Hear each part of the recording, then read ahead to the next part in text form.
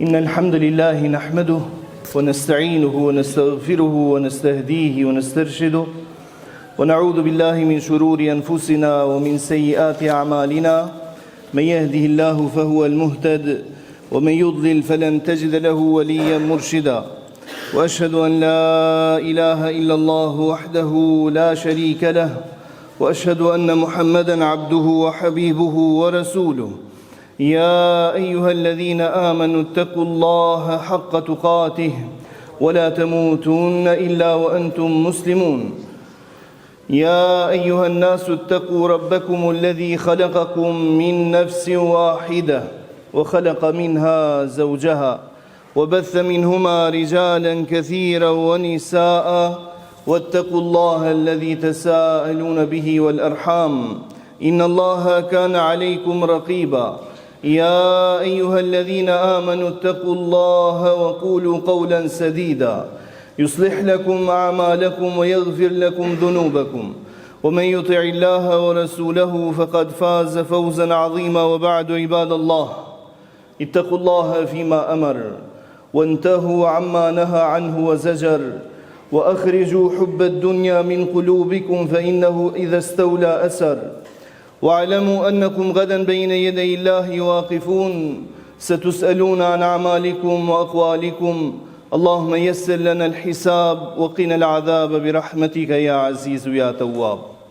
Të nderuar vëllezër dhe motra, besimtarë dhe besimtare, I madhnueshmi Allah në Kur'anin e Tij famlar na drejtohet dhe thotë: Ju lutem sa më shumë mbëshllitjet më I plotësu, sa më shumë.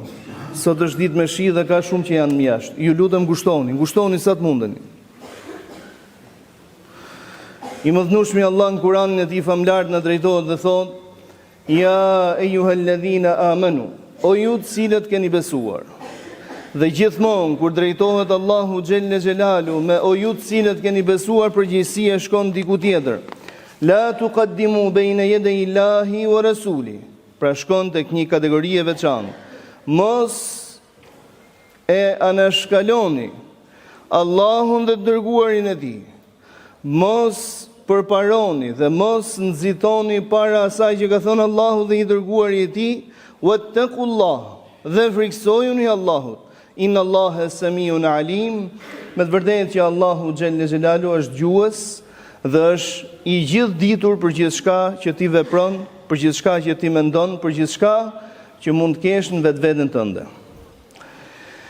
Njeriu për nga natyra lind I paditur dhe sado që në jetë ai të marrë dituri, sado që të zhvillojë dituri në jetën e tij, mbeten sërish këto dituritë e tij të mangëta.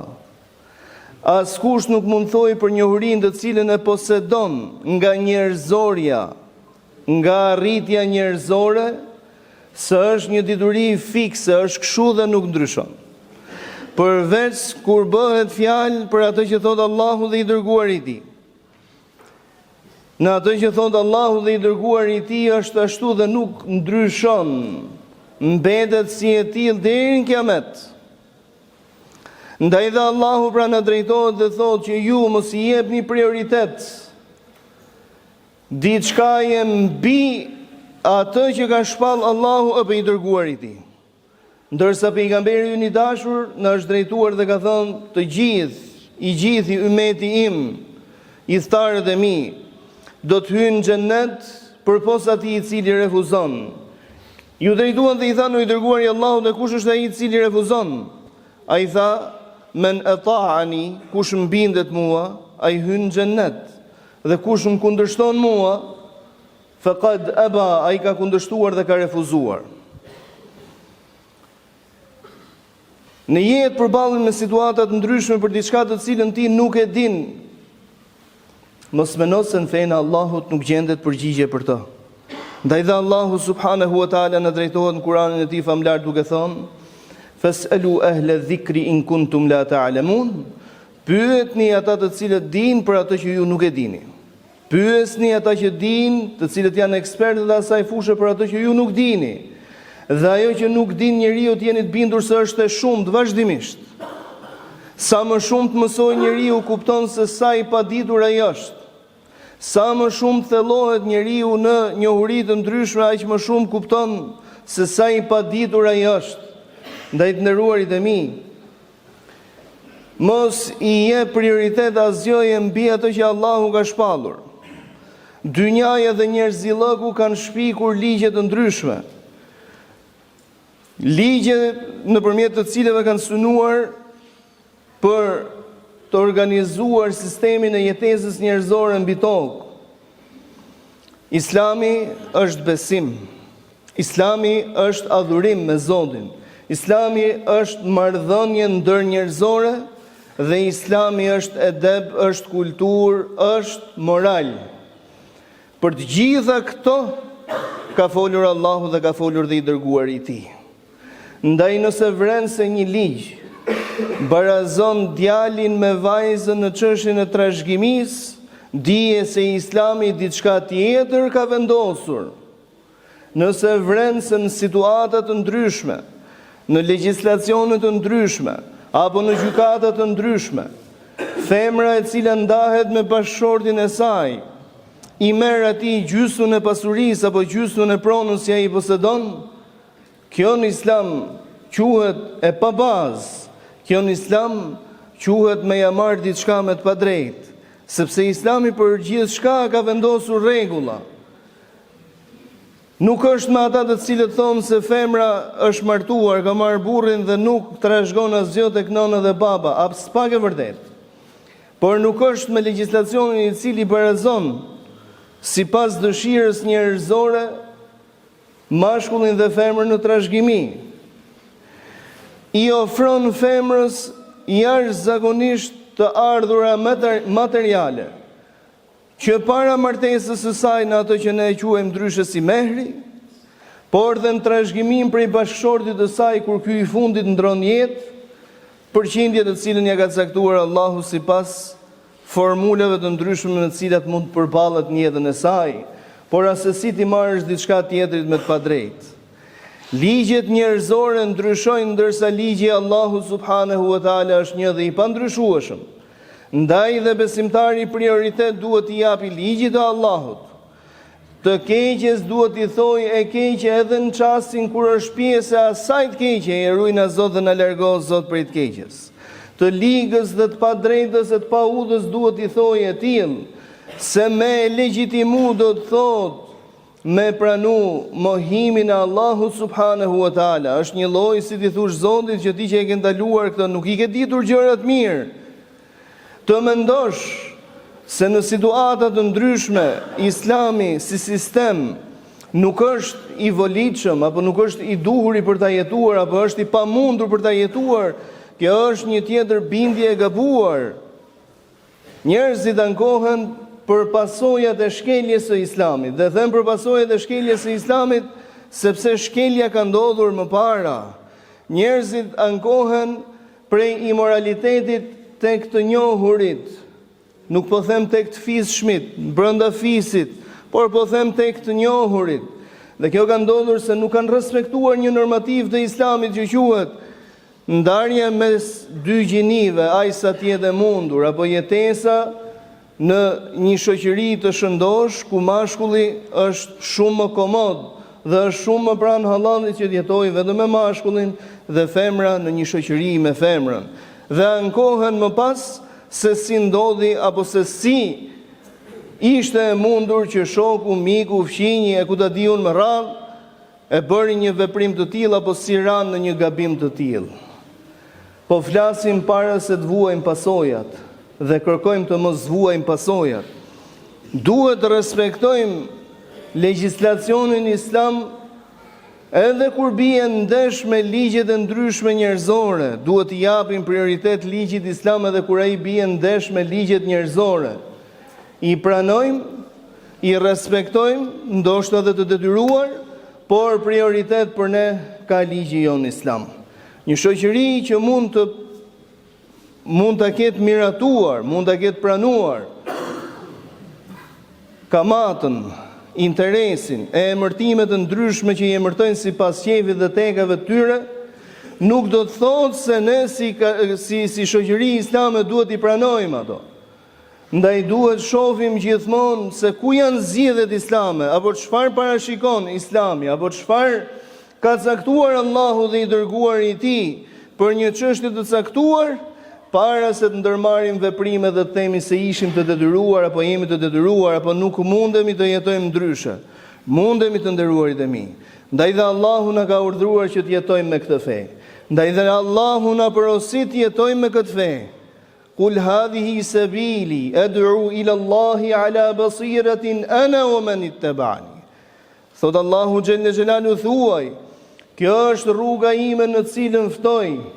Kjo është rruga të cilën unë kam kapur fort, unë dhe ata të cilët më pasojnë mua. Pra po flet për pejgamberin alayhi salatu wassalam dhe iftarët e tij, ku e lutim Zotin të na bëjë prej tyre. Të nderuarit e mi, Islami na fton në ndërgjegjësim, na fton në njohjen e vetes, na fton në njohjen e Zotit. Kur njeh veten, njeh dhe Zotin e gjithësisë, i njeh dhe kufit. Ne nuk jemi krijesa pa kufi.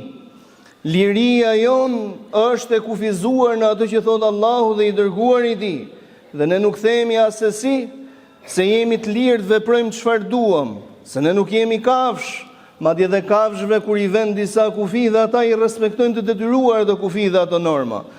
Lutem ty i madhnueshmi Allah të na bësh prej tyre të cilët i respektojnë kufit që ke vendosur për ta, e duan dhe e zgjedhin që Islami të jetë rruga dhe jeta e tyre, jetojnë si tillë dhe vdesin si tillë. Amin. Walhamdulillahi rabbil alamin. Alhamdulillahi hamdal kamilin wa afdalu salatu wa tammu taslim ala sayyidina wa sayyidil khalq أبي القاسم محمد بن عبد الله الصادق الوعد الأمين وعلى آله الطاهرين وعلى أصحابه الغر الميامين وعلى من اهتدى بهديه واستنى بسنته إلى يوم الدين.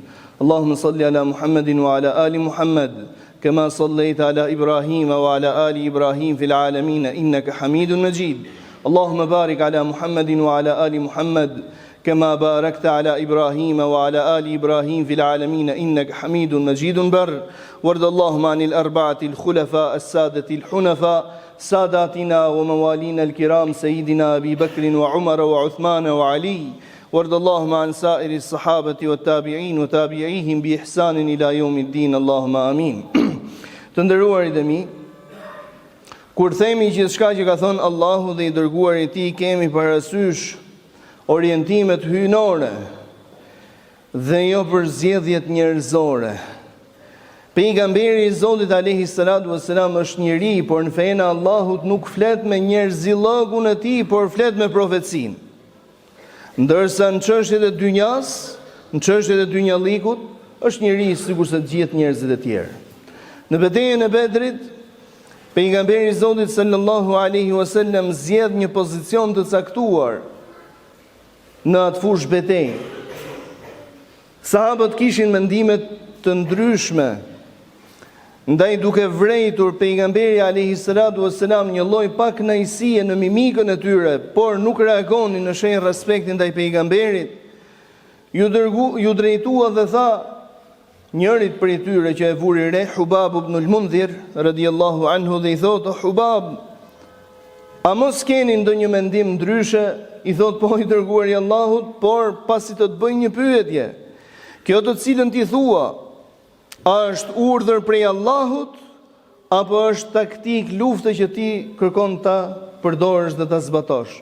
Jo, i thotë pejgamberi alayhi salatu wassalam, bëhet fjalë për taktik lufte, jo urdhër prej Zotit. Nëse do të jetë urdhër prej Zotit, thotë urdhri i Zotit që ndron mbi logjikën njerëzore dhe eksperiencën njerëzore. Se Zoti din ato që ti nuk din. Dhe ato që ti ndoshta nuk mund dish kurrë. Thotë i dërguari i Allahut, vendi ideal është në filan pozicion dhe e miratuan të tjerët. Pejgamberi alayhi salatu wassalam dha një rregull madhështor duke u thënë: në çështjet e jetës së kësaj bote të dynjallikut, se si ajo organizohet, jo në çështjet e fesë, më sugjeroni dhe më flisni se ju keni eksperiencë më shumë nga unë. Ndaj duke qenë se Zoti dhe i dërguari i tij flasin apo kanë cituar vetëm gjëra të cilat janë në mirë organizimin e jetës njerëzore, i përmbahemi asaj edhe nëse logjika njerëzore nuk e koncepton atë. Ndoshta nuk e koncepton për momentin ose nuk e koncepton edhe të gjithë jetën, ama do të jesh i shpëtuar kur do të pajtohesh me këtë urdhër hynor. Të lutem ty i madhnueshmi Allah, na falë na mëshiro, na pajisë Zot në moralet e larta të Hazreti Muhamedit alayhi salatu wassalam, na bëj jetën të lehtë dhe na mundso ta vëmë atë në shërbim të fesë tënde. Na bëj vdekjen të lehtë dhe na mundsoj madhnueshmi Allah të vdesim me dinjitet dhe shahadet. Të lutem ty i madhnueshmi Allah të na i falësh gjunahet tona, taksiratet tona, lëshimet tona, të na udhëzosh për nga e mira, për nga e drejta, për nga e mbara. Ti furnizosh të gjithë për i halallit dhe ta bësh ato të dashur për zemrat e tyre. Ti largosh për i haramit ai sa ke larguar lindje nga perëndimi. Të lutem ty i madhnueshmi Allah për çdo sëmur Allah shëroje, për çdo të brengosur lehtësoja Zot brenga streset dhe dhimbjet e vuajtjet. Të lutem ty i madhnueshmi Allah, sikurse na mundsove të mblidhemi në këtë vend begat, në këtë ditë begat, me madhëruar madhërinë tënde dhe me ju përgjigj urdhrit tënd, na e mundso Zot që të gjithë bashkë me familjet tona, fëmijët tan, të gjithë ata të cilët i duam dhe na duan për hatrin tënd, të mblidhemi në shoqërinë e Hazreti Muhamedit alayhi salatu wassalam në xhenetet e larta, në xhenetet Firdaus. Amin Allahumma amin. Walhamdulillahi rabbil alamin. أشرقت نفسي بنور من فوق